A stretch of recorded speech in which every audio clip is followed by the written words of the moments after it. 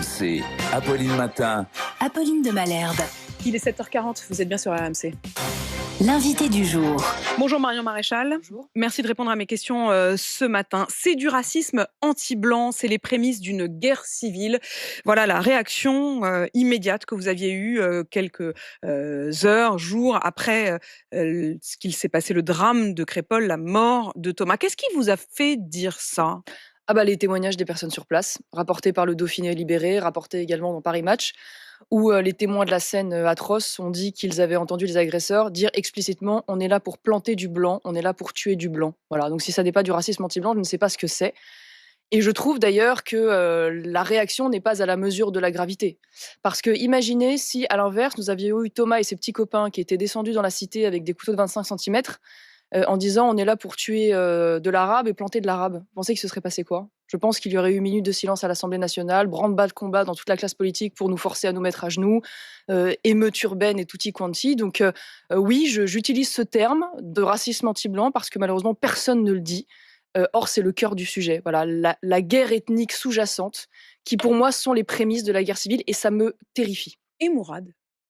Mais pardon madame, on ne parle pas de la même chose. On parle d'un côté d'un homme qui a été agressé et d'une agression absolument condamnable et tout à fait condamnable. Je l'autre, précise pour ceux qui nous écoutent.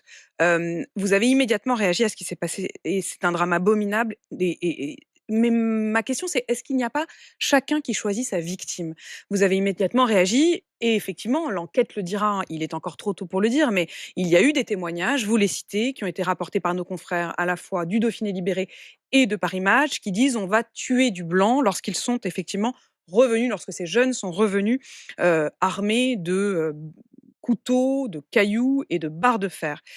Il y a à peu près au même moment, vendredi, dans la journée, ce jardinier dans le Val-de-Marne qui a été agressé par un homme de 76 ans qui est arrivé en disant « Et le bougnoul, je suis chez moi » avec un cutter.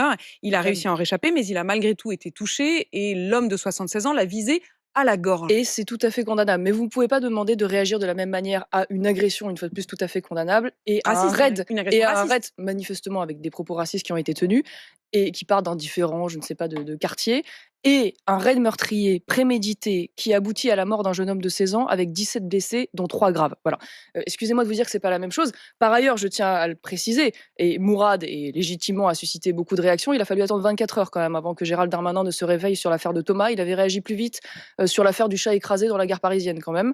Et puis, je le dis crûment, excusez-moi, hein, mais pour un Mourad agressé, il y a dans ce pays 100 Thomas agressés ou tués. C'est ça la réalité. Vous avez des chiffres là-dessus Mais madame, sur le racisme anti-blanc qui madame, serait plus élevé et qui ferait plus de victimes que le racisme madame, anti-bougnoul, pour reprendre le mot qui a été utilisé par l'agresseur de Mourad. Je suis désolée de vous dire que les agressions islamophobes dans ce pays sont dérisoires, et tant mieux, bien évidemment.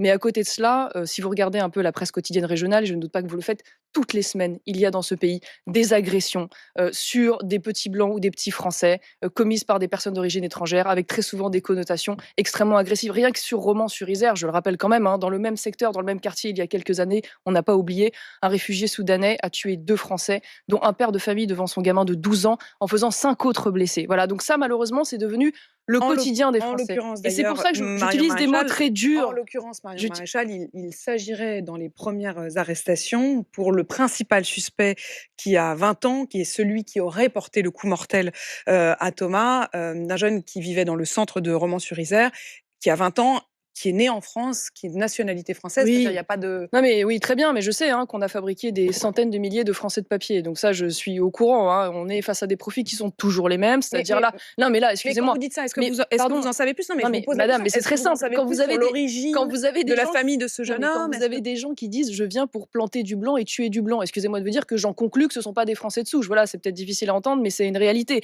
Je vois également que c'est toujours le même phénomène, c'est-à-dire que ce sont des jeunes issus de la cité, en logement HLM, hein, parce que tant qu'à faire, autant payer avec nos impôts la solidarité nationale pour des barbares de ce type. Des jeunes gens qui sont manifestement, pour la plupart d'entre eux, très défavorablement connus des services de police. C'est ce qui est dit, là, en l'occurrence, très défavorablement voilà, connu donc une des fois services de plus, c'est toujours la même chose, c'est toujours le même scénario. Le problème aujourd'hui dans notre pays, c'est que c'est quartier libre pour ces gens-là. Voilà. C'est quartier libre pour le racisme anti-blanc, puisque de toute façon, on a des gouvernants qui expliquent que ça n'existe pas. Voilà, c'est ça la réalité.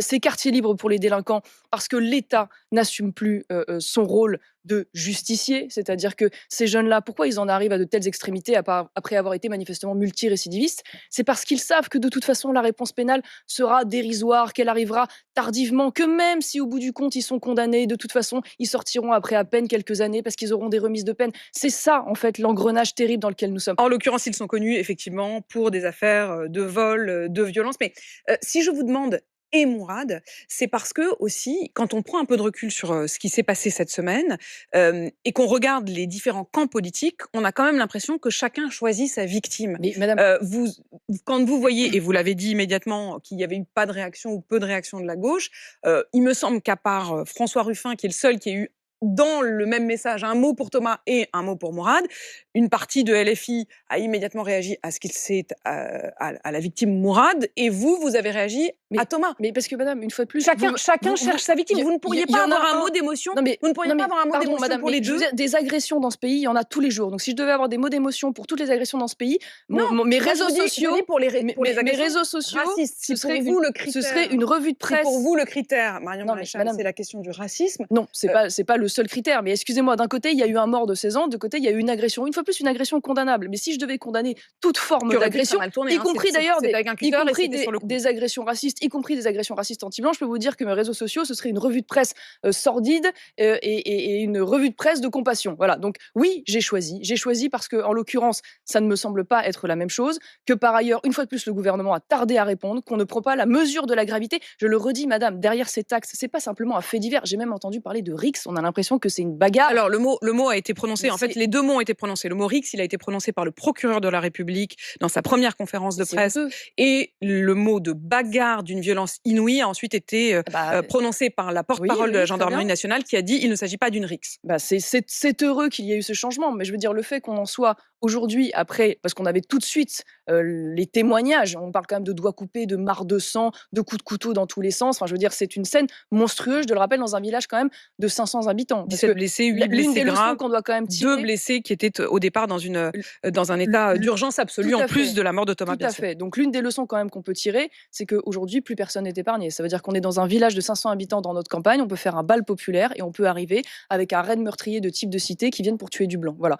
Donc moi, je vous le dis, et je suis outrée, parce qu'au-delà des termes qui ont été utilisés au tout début, je suis outrée par le procès, je vais vous répondre juste après, par le procès en récupération, en pseudo-récupération qu'on nous fait à chaque fois, que je trouve honteux. Voilà. Moi, je sais pas. Je suis pas sur ce registre. Je sais que vous n'êtes pas sur ce registre. Je suis sur cette question de Malherbe. Ce qui me frappe, c'est que chacun cherche son camp. Et dans un moment d'union nationale, dans un moment peut-être de concorde, il serait bon que l'émotion ne soit pas à géométrie variable. Il n'y a pas de concorde sur le diagnostic qui est fait de ce phénomène, parce que je vous dis, ça va bien au-delà de ce cas particulier. C'est le révélateur aujourd'hui d'une guerre ethnique et d'une guerre civile en gestation. C'est très dur ce que je suis en train de vous dire, mais je le dis parce que moi, je ne veux pas vivre dans un pays dans lequel mes filles, en allant dans un bal populaire, dans un village de 500 habitants, puissent tomber sur des types pareils. Et j'ai l'impression que la mesure n'est pas prise. Voilà. Et c'est pour ça que je parle de ce sujet. Et c'est pour ça que je continuerai d'en parler malgré les tentatives d'intimidation autour. Vous avez été invité ce matin. Ah, mais je ne parle pas de vous, Apolline de Malherbe. Je parle d'un certain nombre de discours que j'entends depuis 48 heures où, une fois de plus, la première réaction de la gauche, du gouvernement et de certains journalistes, c'est d'expliquer qu'il ne faut pas récupérer, il ne faut pas en parler. Bon, moi, je vais en parler et je ne vais certainement pas me taire. Maintenant, pour ce qu'il faut faire, écoutez, à un moment donné, posons-nous la question de savoir déjà si on ne devrait pas arrêter d'importer sur notre sol des centaines de milliers de personnes qui, manifestement, pour certaines d'entre elles, et là on en a un bel exemple, détestent la France, ne respectent aucune de nos lois, se croient autorisés à profiter de la solidarité nationale dans des HLM payés par les Français tout en voulant tuer du blanc. Donc peut-être déjà on va commencer par la politique migratoire. Deuxième chose sur la justice, à quel moment on va commencer à avoir des places de prison suffisantes pour notre niveau de criminalité ? Peut-être en commençant par expulser d'ailleurs les 25% de délinquants de nationalité étrangère dans nos prisons. À quel moment on va mettre les moyens nécessaires ? Sur 1 000 € de dépenses publiques, aujourd'hui, il y a 7 € qui est consacré à la justice. Ça devrait être la priorité absolue. On devrait en parler matin, midi et soir à l'Assemblée et au gouvernement. À quel moment on supprime le juge d'application des peines qui n'est là aujourd'hui que pour détricoter les peines qui sont prononcées ? Vous supprimeriez le juge d'application des peines qui n'existe pas partout. Marion Maréchal, merci d'être venue dans ce studio. Je rappelle que vous êtes la tête de liste du parti Reconquête pour les élections européennes.